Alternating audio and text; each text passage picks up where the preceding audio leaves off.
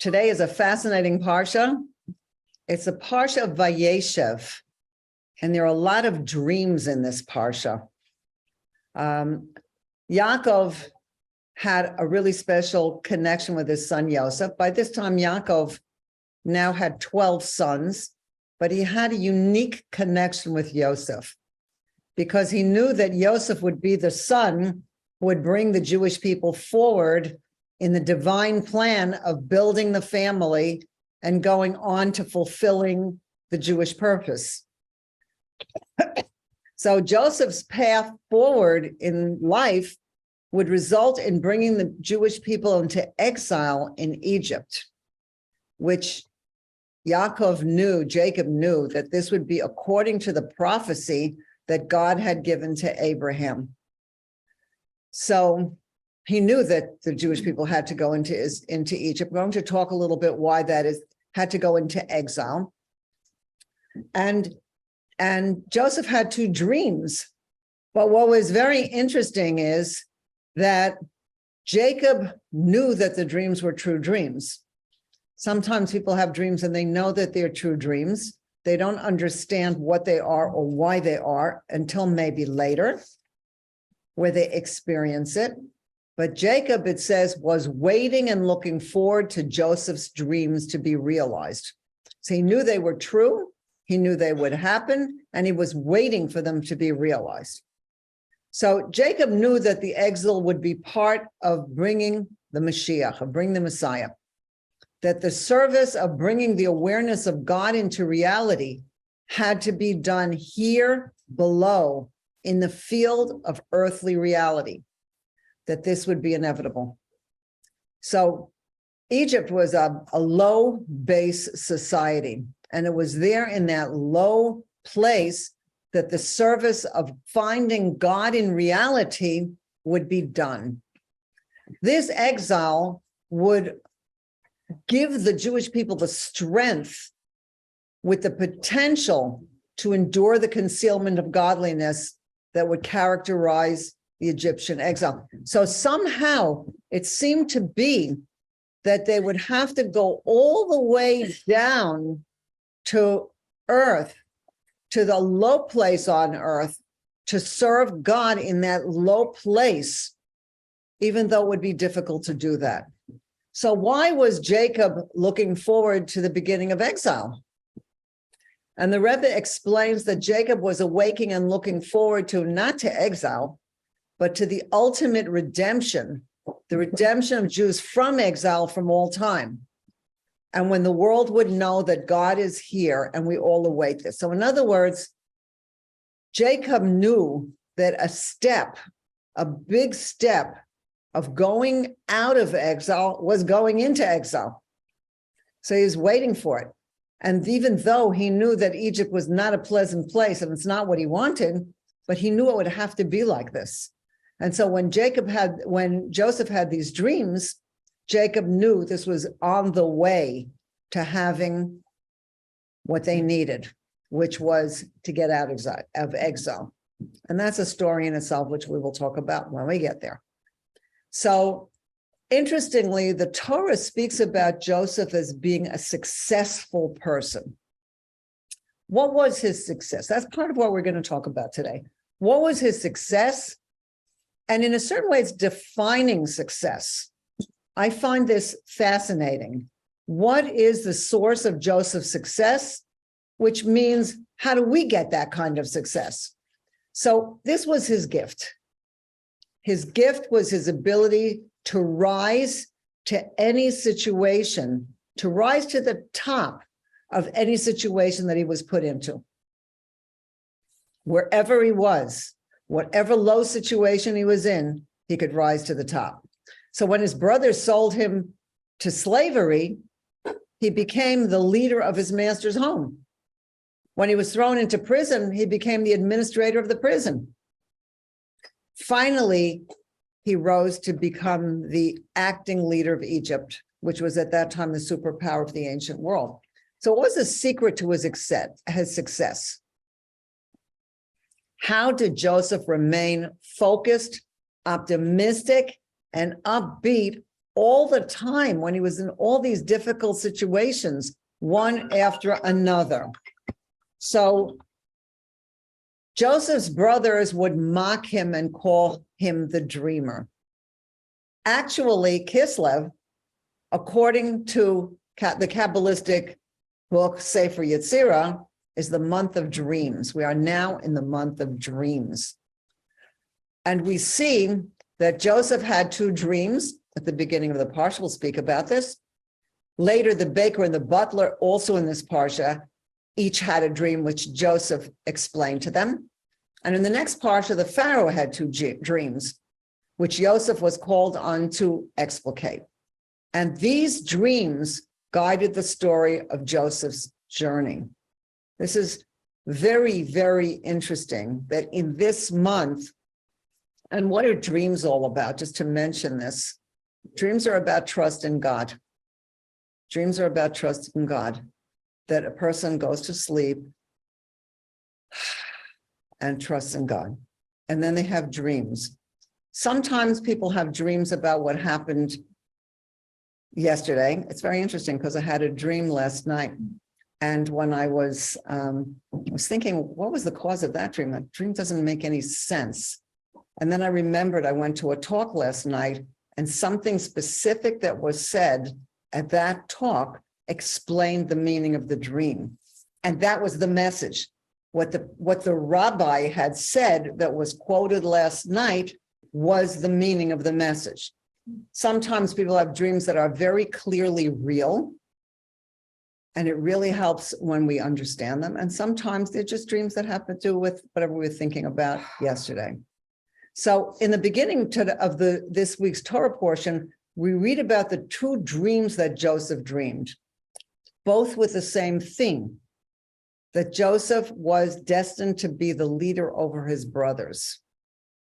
And it says, Joseph dreamed a dream and told his brothers, and they continued to hate him. First of all, one reason that he was hated was because he really was the favorite son of Jacob. It's not a good idea to have an obvious favorite, but he was the obvious favorite. And one of the reasons that he was the obvious favorite was because he had a quality that the other brothers needed to learn from him. And Jacob understood that the whole family would go forward because of Joseph.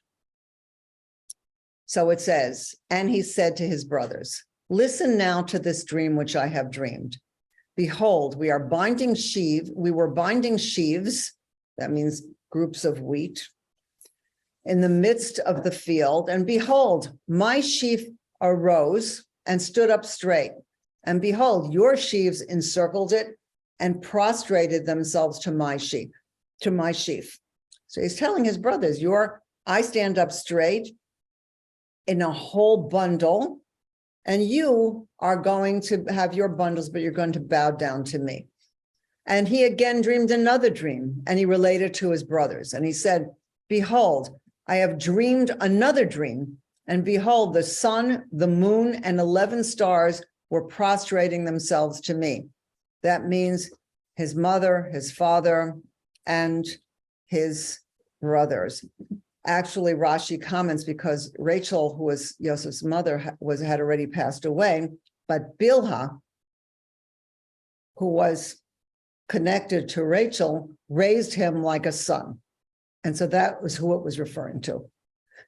So Joseph first dreamed about the earthly grain and field, and then continued to dream about the heavens, the celestial bodies, the sun, the moon, the stars. And he understood. See, Joseph understood dreams. He didn't just have dreams, he understood his dreams. See, understood the message that the material, this is very important because it's very important for how we live and what we need to know. Time.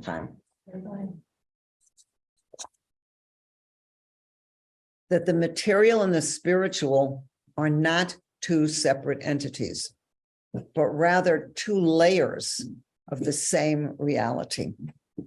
So Joseph understood that if he would indeed become the leader in the physical sense, if his brother's wheat would bow down to his wheat, he would be the leader who would give them bread, because that's what the wheat is. But that would only be the outer layer of the story. The deeper layer, the spiritual counterpart, was found in the second dream. Joseph had to bring his brothers not just material good, but spiritual insight.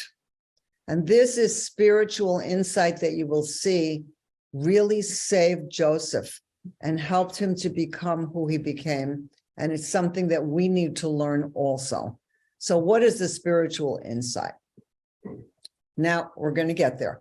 While his brothers thought that they had to retreat from the world to keep a connection to holiness, what that means is they felt like holiness was separate from earthliness.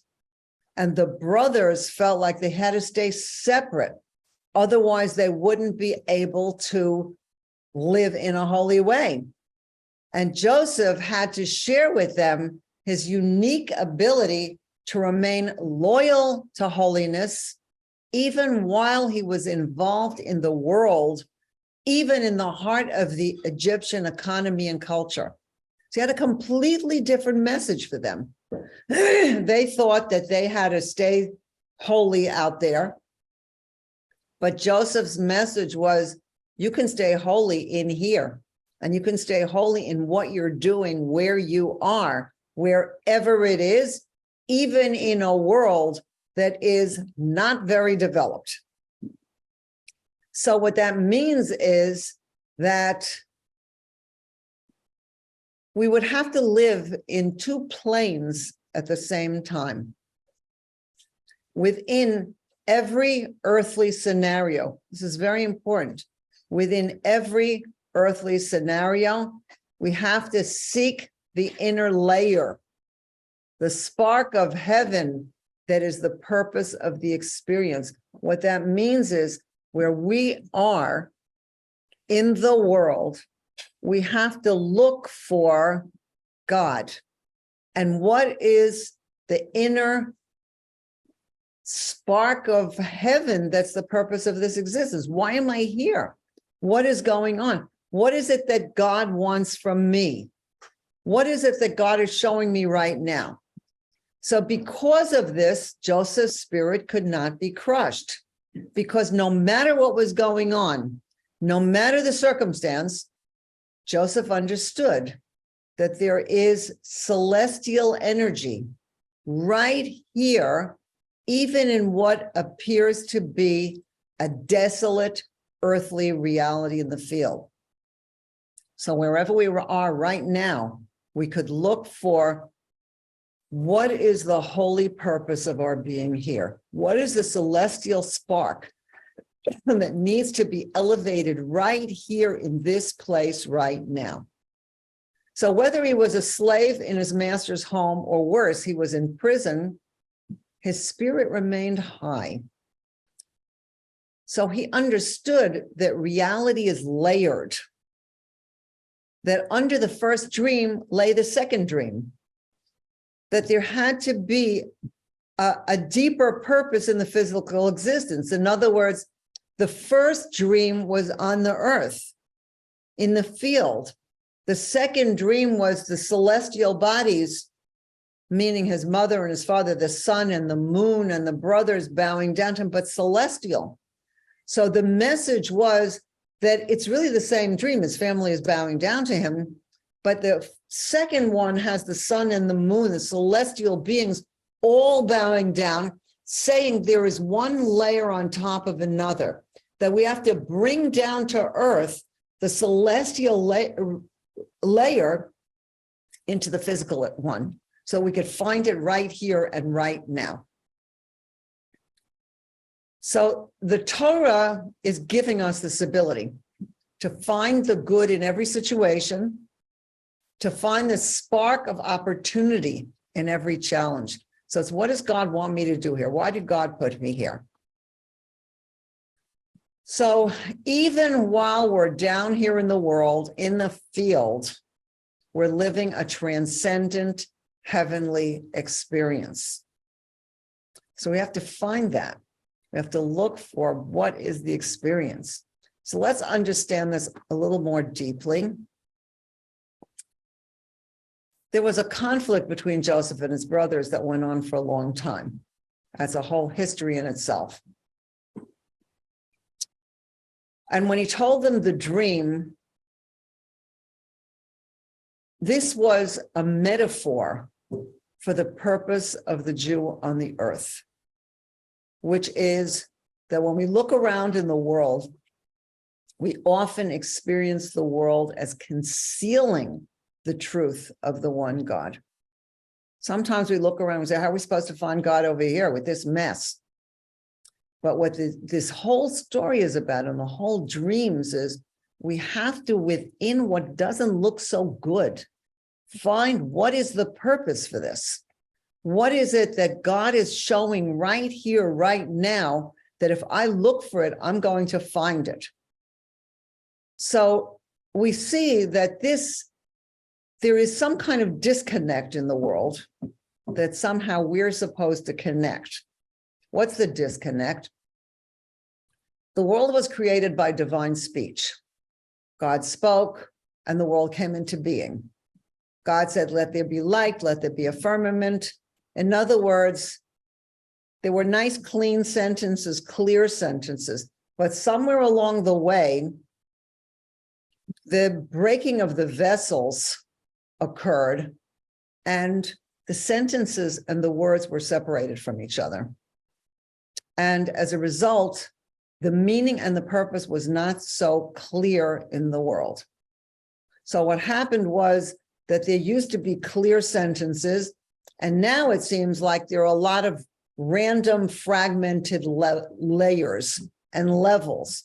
So our job is to put back the words and the sentences so that they make sense. The Rebbe said that we have to do orot de tohu, the kalim de tikkun. We have to take the lights of that broken, fragmented world and bring them down here into the vessels of organization and fixing. So we're taking that wild energy and bringing it down into the world to use it. And this is where the children of Israel came into the picture. Now there are 12 sons, 12 tribes begin, and this is the purpose of the job of the 12 tribes. So in the dream, they were taking individual pieces of wheat and tying them together in a bundle, which is like taking random letters and putting together in words and in sentences so they mean something. And we feel often like when we're in this world that we're being pulled in a lot of directions. Sometimes we feel in the same day that we have so many roles, so many things to do. We have to eat, drink, sleep, do what we need to do for ourselves, take care of our psychological needs, our spiritual needs. We have to relax. We have to work on our long-term goals. Oh my gosh, it sounds so chaotic, and very often it feels that way. And at the end of the day, a person is often feeling he wasted so much time looking for a parking space, trying not to be distracted, waiting online in a store.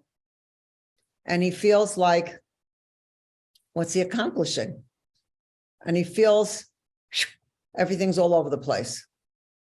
But our job is to collect the various sparks embedded in each experience and collect them into one meaningful entity. That our life is purposeful, that we're here to serve God and make God known in the world.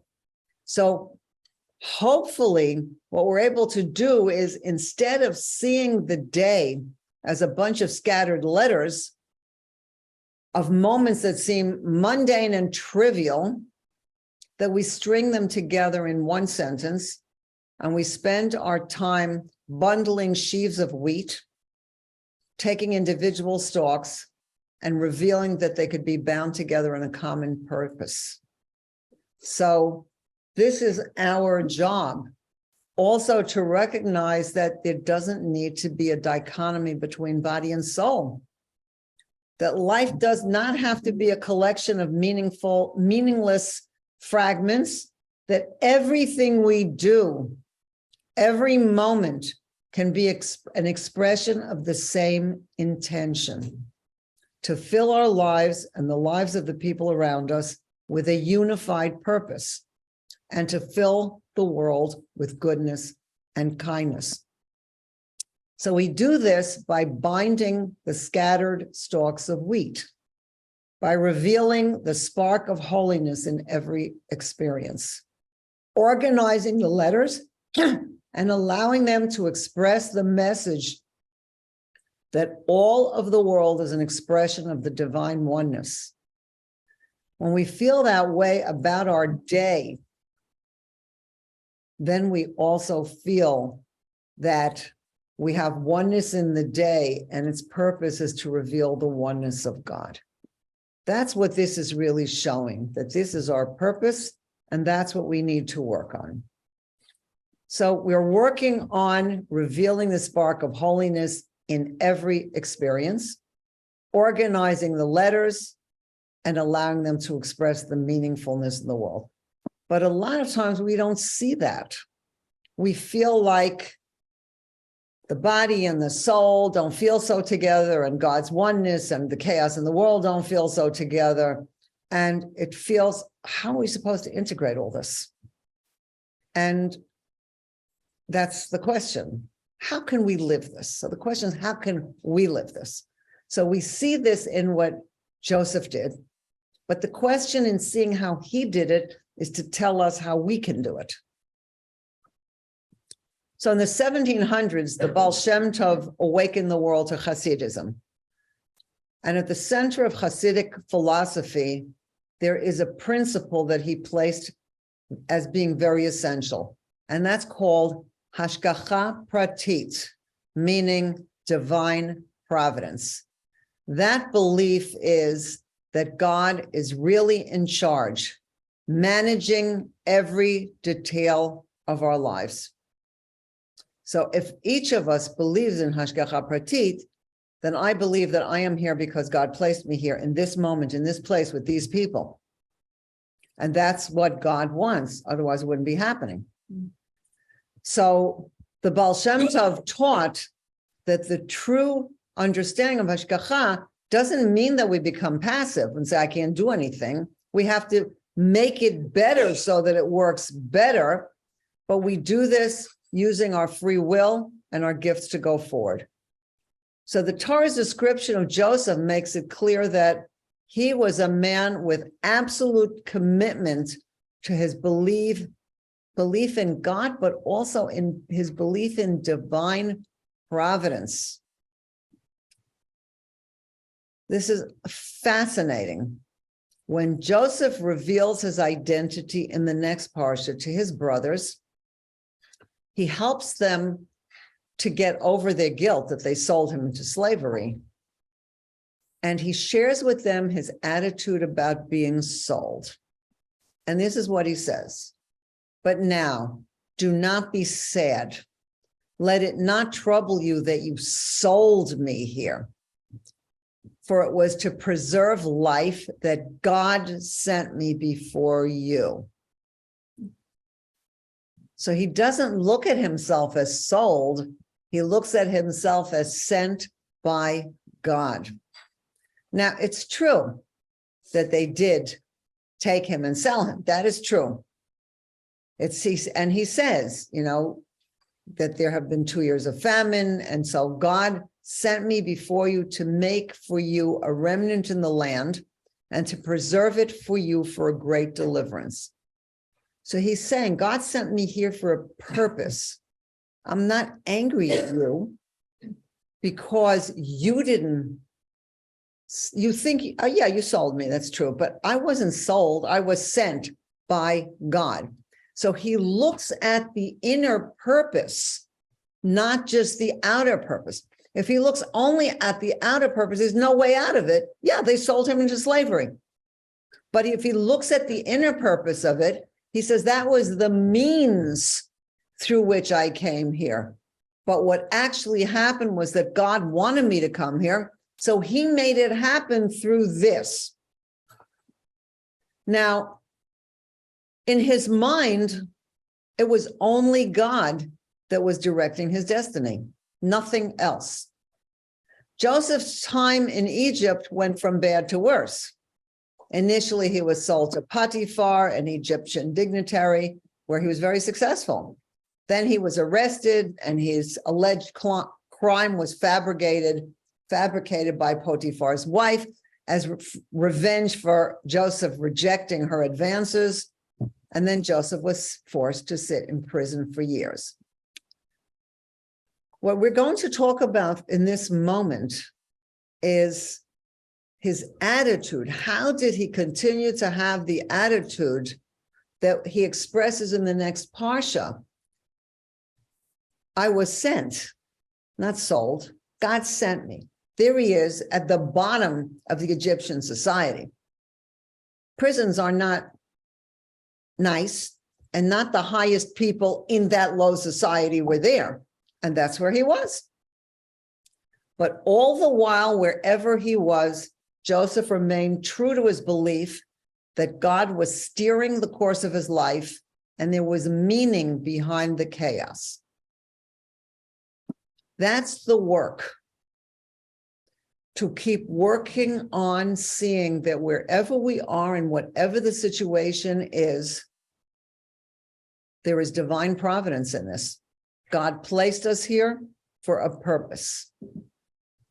So there he is in prison. He does rise to the top because of his good attitude, and he becomes the warden's manager. And then it says in the Parsha, and then one day, Joseph noticed that two of his fellow inmates were downcast. Pharaoh's chief butler and chief baker had been imprisoned for misdemeanors in their kitchen service. And that pain concerned Joseph as he approached them. And he says, "Why do your faces look so down today?" Now, I just want to mention that if he noticed they looked down today, it means he noticed how they looked yesterday and the day before and the day before. I mean, people in the prison weren't necessarily walking around dancing and singing and smiling. So he noticed that this day was a different day, and they looked particularly downcast. So he asked them. A certain way he could say, who cares? But he asked them, why are you looking so downcast today? And they answered, we've had a dream and there's no one to interpret it. And Joseph then accurately interpreted their dreams. And 2 years later, the chief butler recommended Joseph to Pharaoh when Pharaoh has some disturbing dreams in the next Parsha. So then Joseph successfully interpreted Pharaoh's dreams, and the rest is history. He became Pharaoh's viceroy and saved Egypt and his entire family from starvation during the famine. But that question about how he could say, what makes you look so downcast today, is very important.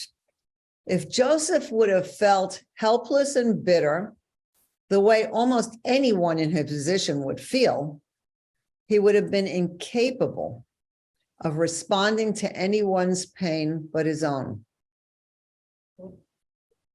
People who feel bitter are stuck in their own feelings. They don't know how to get out because they're angry and blaming.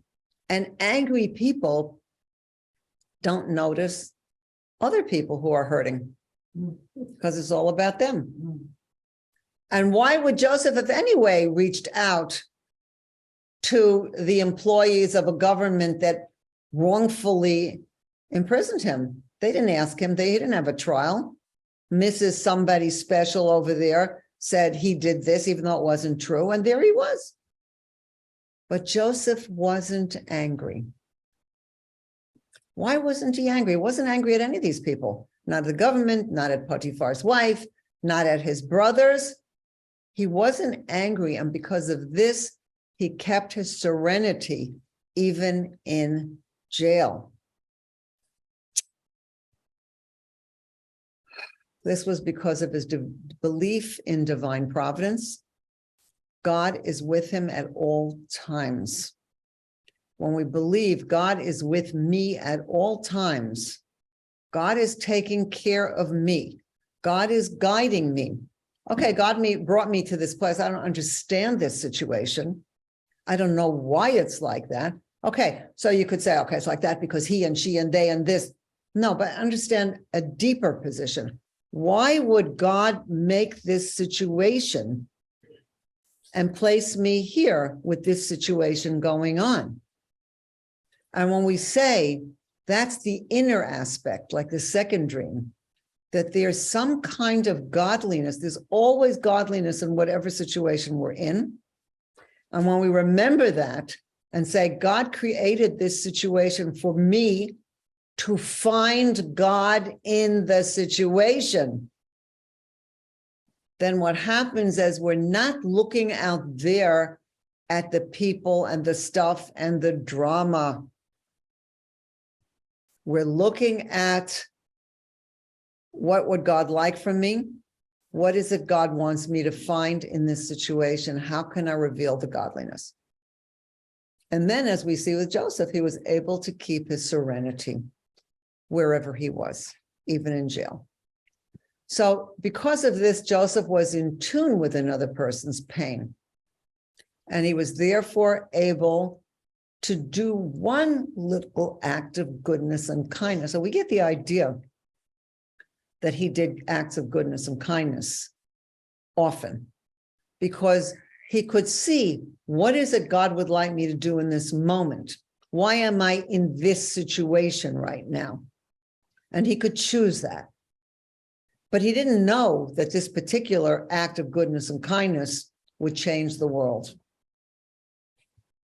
And sometimes when we do something that's kind, and it seems very small, we have no idea how it will influence that person that we helped. Because that person can connect to other people, and that person's frame of reference can be very large, and we don't even understand how that happened. But it's our job to think to ourselves and to say, God is right here. And when we say God is right here with me, directing everything that happens, then we're not bitter. And then we're not frustrated. Then we become curious. Okay, what is it that God would like me to get from this situation? What would God like me to notice right here? So the instinctive response when a person is just going in his human animal soul kind of way is, this is wrong. It shouldn't have happened to me. Why are they behaving like that? And when we say, God put me in this situation, what is it God would like from me? Then we look at it differently and we say, this is an opportunity. Why else would it happen to me? Now, that doesn't mean that Joseph was thrilled to be in jail. Let's make things clear. He was a person, a human being. When he was in the pit, thrown in by his brothers, he did not want to be thrown into a pit. And Rashi makes it very clear that there were snakes and scorpions in there. Nobody likes to be in that situation. He didn't want to be there. But then he had to work on it to remember, God is here. God is with me. There is hashgacha pratit, divine providence. And then he got sent to Egypt, and he was sold into somebody's house. Who wants to be a slave in somebody's house? Nobody. But then he thought to himself, Okay, but God placed me here. What can I do? And that put him into a good attitude. It's very important for each of us to know that we can have a good attitude when we say, God placed me here. Okay, maybe I would like there to be some differences in the script over here, and we could pray and we can make changes. And sometimes we can change the situation. And sometimes our prayers are heard and answered, and that's great. And sometimes it is whatever it is. And when it is whatever it is, when we see that God placed me here, then what happens is we say, okay, God, I know that you're here. See, that's the second layer of his dream. I know that you're here. What is it you would like me to see here? How can I find you in this situation? What is the opportunity? So Joseph's act of kindness and brotherhood saved the whole Middle East. Because these two people, when he answered their dreams, and then they were true, his explication was true. And then when Pharaoh had two dreams and no one could figure out his dreams, then the butler said, actually somebody did explain my dream. He's actually in prison. Get him out. If he could explain my dreams, that's going to be good. That's the next parsha. And what winds up happening is that Pharaoh realizes that Joseph's idea to make storehouses to save grain would save people from the famine. And because of this one little, why are you so downcast today? As in, what can I do for you? Can I help you with something? Boom, the whole Middle East was saved. So that's something we need to know, that we have to look for opportunities to make a difference. And sometimes a small window of opportunity brings a whole new world of opportunity. But we see that it begins with knowing that God is here, knowing that the choices we make in life are to bring God into the picture, to recognize that God is here with me now, and that there is something I'm supposed to be doing here now. And what is it that God would like me to see? And how can I make sense of this moment and all the moments, each and every one of the moments in my life, so that I try to make a plan that's meaningful for the recognition of God in this world. So some years ago, the Lubavitcher Rebbe used to have what was famously called the dollar line, where people would stand on line and go up to the Rebbe, and the Rebbe would give each person $1, sometimes 2, sometimes 3, and give them a blessing. It was also a moment where people could ask the Rebbe for a blessing. So there are many, many stories about people who said, could you give my brother a blessing for health? And the Rebbe would say, this is $1 for you, this is $1 for your brother, and give a blessing. And the $1 was meant to be given to tzedakah, to charity. What very often happened was that people kept the $1 that the Rebbe had handed them, and then they took another $1 and put it and gave it to charity. So the CNN reporter went on this dollar line and asked, when it was his turn, what is your message to the world? And the Rebbe answered, Mashiach is ready to come now. The Messiah is ready to come now. We all must do something additional in the realm of goodness and kindness. And when we remember that God is here with us now, that God is here with me now, with each of us now, then we can go beyond emotional reaction to peace of mind, knowing that the situation we are in is part of God's plan for us and for the whole world. That doesn't mean to be passive. but it means to be curious and find God here. When someone moves from there to here, or from here to there, it may mean that they have already done what they needed to do in that place. And now they're moving forward to a place where there are other things for them to do. And so when the person has this curiosity, what is it that God would like me to do in this situation, in this place?